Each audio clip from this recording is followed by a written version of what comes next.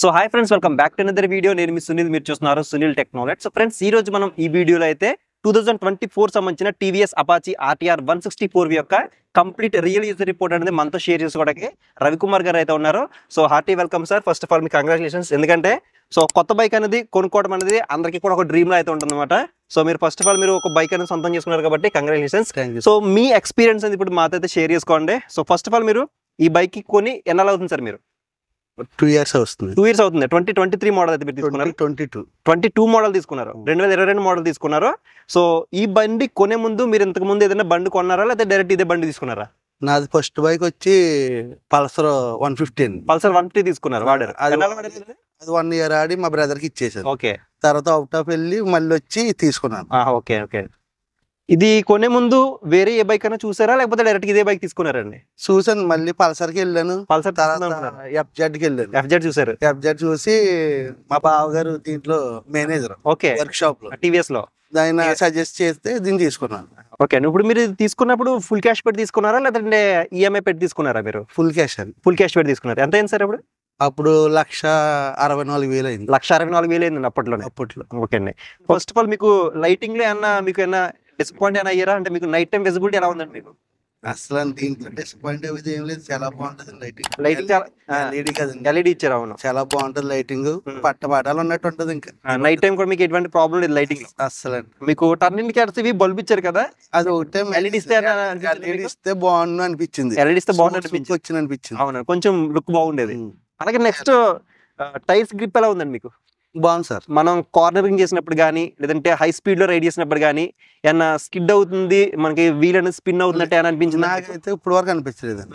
అది raining mood అయితే raining లో వెళ్తాం, మోడ్స్ వాడతాం. రైన్ మూడ్ లో రైన్ వాడతాం, లేదంటే అర్బన్ మూడ్ లో అర్బన్ మూడ్. అప్పుడప్పుడు స్పోర్ట్స్ సరదాగా హైవేలు వెళ్ళినప్పుడు. ఓకే. ఇప్పుడు గ్రిప్పింగ్ స్కిడ్ అవడం ఏం లేదు, బాగానే ఉంది, బాగాలేదు. అండ్ నెక్స్ట్ బ్రేకింగ్ ఎలా ఉందండి మీకు? ఫ్రంట్ డిస్క్ ఇచ్చారు, అలాగే ఇప్పుడు ఏబిఎస్ కూడా మనకి దీంట్లో ఉంది కాబట్టి ఫ్రంట్ బ్యాక్ ఏబిఎస్ అండి. చాలా బాగుంది. డ్యూయల్ ఏబిఎస్ ఇచ్చారు కాబట్టి ఎలా ఉంది వర్క్? అలా నిలబెట్టొచ్చింది బండి అలా నిలబడిపోతుందంటారా? ప్రాబ్లం ఏం లేదు అసలు బ్రేకింగ్ లో కూడా. బ్రేకింగ్ సిస్టమ్ ప్రాబ్లం లేదు.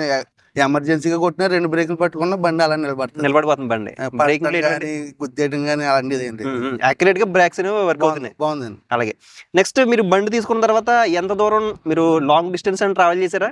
లాంగ్ అంటే వైజాగ్ వెళ్ళాను. వైజాగ్ వెళ్ళారు ఈ బండి మీద? ఈ బండి మీద తెల్లవారుజామున బయలుదేరి వైజాగ్ వెళ్ళాం. ఇద్దరు మా బామ్మది నేను. ఇటు వైజాగ్ అంటే దాదాపు 600 కిలోమీటర్లు వస్తుంది. అంత మాటలు రాజమండ్రి, కాకినాడ ఇది మామూలే అన్న. ఎక్కువ ఇటు అయితే ఏలూరు వరకు వెళ్ళాం. ఇటు అయితే లాంగ్ ఇంకా వైజాగ్ వరకు వెళ్ళారు.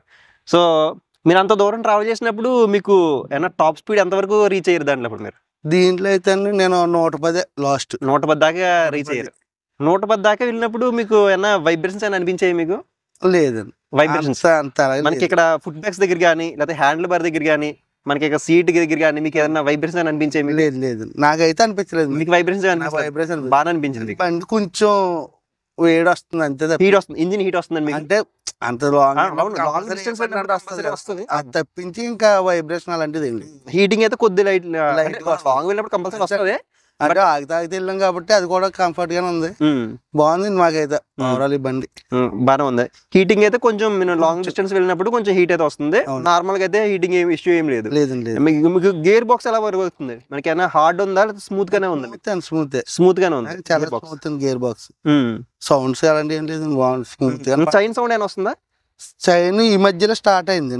అది ఇప్పుడు సర్వీసింగ్ దగ్గరలో ఉంది. షోరూమ్ ట్రాక్ అండి. ఇప్పుడు వరకు ఎన్ని సర్వీసింగ్ అయిందండి మీకు? అయిపోయాయి అయిపోయి ఆల్రెడీ నేను 2 పెయిడ్ సర్వీస్ కూడా అయింది. 3 రెడీగా ఉంది. పెయిడ్ సర్వీస్ లో ఎంత చార్జ్ చేశారండి మీకు? ఇంజిన్ ఆయిల్ కాస్ట్ పోయి ఎంత 1,500 2,000 అవుతుంది అంతే. 900 900 అవును, 2,000 మాక్సిమం అవుతుంది అంతే. ఫ్రీ సర్వీసింగ్ చేయించినప్పుడు ఎంత కాస్ట్ అయిందా మీకు? ఎంత అయింది? అప్పుడు ఏం తీసుకోలేదు, ఓన్లీ ఇంజిన్ ఆయిల్ ఛార్జ్ అయ్యే ఛార్జ్ ఏం తీసుకోలేదు. ఒక 1000 రూపాయలు ఉండదా? అంతే, 1000 అంతే. 700 నుంచి 1000 రూపాయల మధ్యలో ఉంటుంది 3 సర్వీసింగ్ లో. తర్వాత మనకి ఒక 2000 దాకా అవుతుంది సర్వీసింగ్ అంతే. నెక్స్ట్ మీకు ఈ మీటర్ అనేది ఎలా ఉందండి మీకు? అంటే విజిబుల్ గా ఉందా మీకు? ఇంకా కలర్ కన్సోల్ ఇచ్చింటే బాగుంది అనిపించింది? అదే చెప్దాం అనుకుంటున్నాను. అదే అనుకుంటున్నారా? ఏంటంటే ఇప్పుడు మనకి టీవీఎస్ ఇది ఉంది కదండి రైడర్ లో ఇన్స్ట్రుమెంట్ క్లచర్ సూపర్ ఉంటుంది, విజిబిలిటీ అన్ని చాలా బాగుంటుంది. ఇది బ్లాక్ అండ్ వైట్ ఇచ్చి అది ఒకటే డిసప్పాయింట్. అంత డబ్బులు పెట్టుకున్న తర్వాత అది ఒకటే డిసప్పాయింట్. ఇది కూడా కన్సోల్ ఇచ్చింటే బాగుండేది అనిపించింది. కలర్ఫుల్ డిస్ప్లే ఇచ్చుంటే బాగుంది. 160cc బైక్ బట్టి కలర్ కన్సోల్ ఇచ్చింటే బాగుంటుంది. మేబీ నెక్స్ట్ అప్డేట్స్ లో తీసుకొచ్చే అవకాశం కూడా ఉందండి. నెక్స్ట్ సస్పెన్షన్ ఎలా ఉందండి మీకు? ఫ్రంట్ బ్యాక్ సస్పెన్షన్ ఎలా ఉంది? ఇది telescopic suspension, back side monoshock suspension. ఎలా ఉంది మీకు సస్పెన్షన్? మీరు గుంతల్లో వెళ్ళినప్పుడు కొంచెం తగలడం కానీ, లేదంటే హార్డ్గా ఉండడం కానీ, లేదంటే ఫ్యామిలీతో కంఫర్ట్ మీరు వెళ్ళినప్పుడు కొంచెం ఇబ్బందిగానే అనిపించిందా మీకు? ఇబ్బంది ఏం లేదు, బాగానే సస్పెన్షన్ ఫ్రంట్ బాగుంటది. బ్యాక్ అంటేనే కొంచెం ఎగరేస్తుంది. అంటే ఒక్క సింగిల్ వెళ్ళినప్పుడు, ఫ్యామిలీతో వెళ్ళినప్పుడు కంఫర్టబుల్ గా ఉంటది. ఓన్లీ సింగిల్ వెళ్ళినప్పుడు ఏం గోతులు పడితే కొంచెం హార్డ్ అనిపిస్తుంది. ఫ్రంట్ అయితే బాగుంది. ఇప్పుడు మళ్ళీ యూఎస్డి ఫోక్స్ కి అప్డేట్ చేశారండి. ఇప్పుడు కొత్తగా యూఎస్డి ఫోక్స్ కి అప్డేట్ చేశారు. సో అది కూడా మనకి అవైలబుల్ గా ఉంటుంది. నెక్స్ట్ ఇయర్ నుంచి అప్డేట్ ఉంటుంది అది. ఇవి మీకు అడ్జస్టబుల్ ఇచ్చారు, క్లచ్ లెవర్స్, బ్రేక్ లెవర్స్. మనకి ఎంత కావాలి మనకి బాగా ఉందని, స్మూత్ గా ఉందా? చాలా క్లచ్ అండ్ బ్రేక్స్ స్మూత్ గా ఉన్నాయి, హార్డ్ గా ఉన్నాయి. మనకి హ్యాండిల్ సైజ్ బట్టి ఇది అడ్జస్ట్ చేసుకోవచ్చు, చేసుకుని మనకి పెట్టుకోవచ్చు. అదే మీకు ఏంటంటే స్మూత్ ఉందా, హార్డ్ ఉందా? స్మూత్ గానే ఉన్నాయి, హార్డ్ ఏం లేదు. మీకు సీట్ కంఫర్ట్ ఎలా ఉందండి? సీటు పర్లేదు సార్. దీనికి సింగిల్ కి వెళ్తే పర్లేదు, 2 పర్సన్ అయితే పర్లేదు.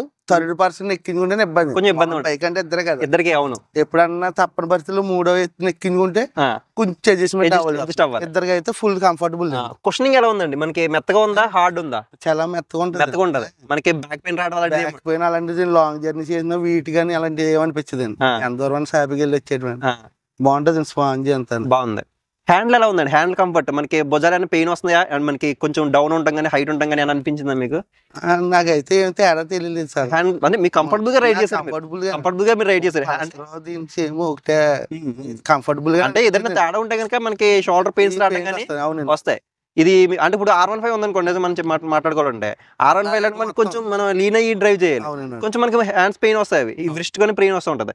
సో దీంట్లో మనకి అలాంటి ఇబ్బంది ఏం లేదు, కూర్చుంటే కంఫర్టబుల్ గా ఉంటది. అది అయితే బెండ్ అవ్వాలి కదా సార్ R15 గట్టి. ఇది బాగుందండి. ఓకే అండి. ఇక కన్సోల్ అనేది కొంచెం మారిస్తే బాగుంది, మారితే బాగుంది అనిపించింది. అది ఒకటే మైనస్ అనిపించింది. మైలేజ్ కూడా సూపర్ అండి. ఇది నాకైతే మైలేజ్ ఎంత వస్తుందండి? మీరు నాకు అబౌవ్ 50 వచ్చేస్తుంది. 50 దాకా వస్తుంది. నేను 3rd పర్సన్ ఎవరైనా వెళ్తే నేను మా మేనల్లుడు ఇద్దరు తిరుగుతారు సింగిల్ గా. అంతే. 3rd పర్సన్ ఎప్పుడు ఇచ్చినా గానీ అంత తక్కువ. నాకైతే మాత్రం 50 వరకు మీరు పక్కాగా 50 వచ్చేది. 50 వచ్చేస్తుంది. 60, 55 లో మెయింటైన్ చేస్తాను. స్పీడ్ మీరు స్పీడ్ మెయింటైన్ చేస్తాను. నాకు 50 వస్తుంది. అందరూ ఆశ్చర్యపోతారు, ఈ బండి 50 ఎత్తమండి కానీ. అదే ఎందుకంటే 160cc బైక్ 50 అంటే చాలా ఎక్కువ. ఎందుకంటే 150cc బైక్ మనకి ఫ్రెండ్స్ అందరూ కావాలంటే నేను కొట్టి మీకు మైలేజ్ చెక్ చేసి చూపించాలని కూడా ఛాలెంజ్ చేసాను మా ఫ్రెండ్స్. ఓకే, అలా వస్తుంది నాకు. అసలు నా ప్లానింగ్ రాయల్ ఎన్ఫీల్డ్ అండి ఫస్ట్. నేను అబ్రాడ్ నుంచి వచ్చిన వెంటనే రాయల్ ఎన్ఫీల్డ్ కి వెళ్ళామండి. వెళ్తే తర్వాత మనకు లోకల్ ఎక్కువ తిరుగుతాం కదా, దాన్ని మెయింటెనెన్స్ చేయలేమేమో, 30 అలాగ వస్తుంది, మైలేజ్ 40 కూడా వస్తుంది లేదు తెలియదు కదండి. అందుకని ఇది కంఫర్ట్ గా ఉంటుందని మా బాగా సజెస్ట్ మేరకు దీనికి వెళ్ళిపోయినా తీసుకున్నారు. అండ్ నెక్స్ట్ మనం మాట్లాడుకోవాల్సింది మేజర్ గా మనం మిస్ చేసాము, ఇంజిన్ మీకు పెర్ఫార్మెన్స్ ఎలా ఉందండి? మనకి ఇనిషియల్ గా పికప్ అనేది బాగుందా? మనకి ఫస్ట్ గేర్ నుంచి మనకి 5 గేర్లు వేసిన దాకా కూడా మనకి పికప్ అనేది ఫాస్ట్ గా తీసుకుంటుందా లేదా స్లోగా ఎత్తుకుంటుందండి బండి? స్పీడ్ గానే ఉంటుంది. స్పీడ్ గా ఉంటుంది. నెక్స్ట్ దీనికి ఒకటి ఇండికేటర్ ఒకటి ఉంది, రెడ్ ఇండికేటర్ ఒకటి ఉంది. మనం ఏ గేర్ లో ఎంత వెళ్తే అది కంఫర్టబుల్ లో దాని లైట్ ని బట్టి మనం గేర్ షిఫ్ట్ చేసుకోవచ్చు. అదొకటి బాగుందండి. అసలు స్పీడ్ గానే లిఫ్ట్ చేస్తుందండి. ఇంజిన్ పెర్ఫార్మెన్స్ లో మీకు ఎటువంటి ప్రాబ్లం లేదు. నాకు అసలు ఇంజిన్ సైడ్ ఏం ప్రాబ్లం లేదు అసలు. పికప్ అనేది అంత బాగుంది సార్. ఈ బైక్ లో మీరు ఏదైనా సెన్సార్ ప్రాబ్లమ్స్ అయినా నోటీస్ చేశారా? సెన్సార్ అంటే ఎప్పుడైనా మీకు ఏదైనా ప్రాబ్లం పెట్టింది బండి ఎప్పుడైనా మీకు? అంటే సడన్ గా స్టార్ట్ అవ్వకపోవడం కానీ, లేదంటే బండి సడన్ గా ఆగిపోవడం కానీ? అది ఉండండి. ఏదండి? ఎక్కడన్నా మనకి స్పీడ్ బ్రేక్ జంప్స్ వచ్చినప్పుడు బ్రేక్ ప్రెస్ చేసి గేర్ షిఫ్ట్ చేద్దాం అన్నప్పటికీ సెల్ఫ్ ఆగిపోయేది. అలాగా నాకు 4-5 టైమ్స్ జరిగితే నేను షోరూమ్ కి వెళ్ళాను. షోరూమ్ కి వెళ్ళి మేజర్ నాకు ఇదే కంప్లైంట్ వస్తుంది అంత మోడల్, ఎక్కడ స్పీడ్ బ్రేకర్ గా స్లో గేర్ షిఫ్ట్ చేసేలాగా సెల్ఫ్ ఆగిపోతుంది. తర్వాత మళ్ళీ 1 స్టెప్ లో అయిపోతుంది అనుకోండి. అది ఆగుతుంది. ఎందుకు ఆగుతుంది అంటే వాళ్ళు చెక్ చేసి సెట్ చేసి మరి ఏం చేశారు.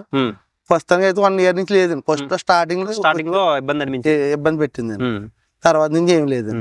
ఈ బైక్ ని ఇతనితో పాటు వీళ్ళ మేనల్లుడు కూడా అయితే యూజ్ చేశారంట. సో అతని ఎక్స్పీరియన్స్ కూడా అడిద్దాము. సో ఎలా ఉంది బండి మీకు? చాలా బాగుంది. చాలా బాగుందా? మీకు కంఫర్టబుల్ గా ఉంది బండి? సో ఎవరైనా తీసుకోవాలనుకుంటే ఈ బైక్ ని మీరు సజెస్ట్ చేస్తారా? చేస్తారా? చాలా బాగుంది. చాలా బాగుంది బండి. సో ఇది ఫ్రెండ్స్ మొత్తానికి అయితే 2022 సంబంధించిన టీవీఎస్ అపాచీ ఆర్టీఆర్ 164V యొక్క కంప్లీట్ రియల్ యూజర్ రిపోర్ట్ అయితే ఇదనమాట. సో కస్టమర్ 2 సంవత్సరాలు అయితే యూజ్ చేశారని చెప్పారు. 2 సంవత్సరాల ఎక్స్పీరియన్స్ కూడా అంతా అయితే షేర్ చేసుకున్నారు. సో మీకు ఇంకేదైనా డౌట్ ఉంటే కనుక కింద కామెంట్ సెక్షన్ అయితే కామెంట్ చేయండి, మీకు రిప్లై అయితే ఇస్తాను. అలాగే ఈ బైక్ సంబంధించిన కంప్లీట్ ఇంకా రియల్ యూజర్ రిపోర్ట్ కానీ లేదంటే కస్టమర్ రివ్యూస్ కానీ అన్ని కూడా ఇంకా మన ఛానల్ అయితే వస్తుంటాయి. అలాగే ఈ బైక్ ఒక కంప్లీట్ మనకి రైడ్ రివ్యూ కానీ లేదంటే వాక్ అరౌండ్ రివ్యూ కానీ రెండు కూడా మన ఛానల్ అయితే ఉంటాయి. మీరు కావాలంటే ఒకసారి చెక్అవుట్ చేయండి, లింక్స్ అనేవి ఇక్కడ ఎండ్ స్క్రీన్ లో ప్రొవైడ్ చేస్తాను. సో ఇది ఫ్రెండ్స్ మొత్తానికి అయితే ఇవాళ వీడియో ఇన్ఫర్మేషన్ మీకు వర్తి అనిపిస్తే ఖచ్చితంగా వీడియోని లైక్ చేయండి. అలాగే ఛానల్ని సబ్స్క్రైబ్ సపోర్ట్ చేసినట్టు ఇలాంటి వీడియోస్ ఇంకా చేయడానికి అవకాశం ఉంటుంది కాబట్టి ఖచ్చితంగా ఛానల్ అయితే సబ్స్క్రైబ్ సపోర్ట్ చేస్తారని ఆశిస్తూ నెక్స్ట్ వీడియోలో మళ్ళీ కలుద్దాం.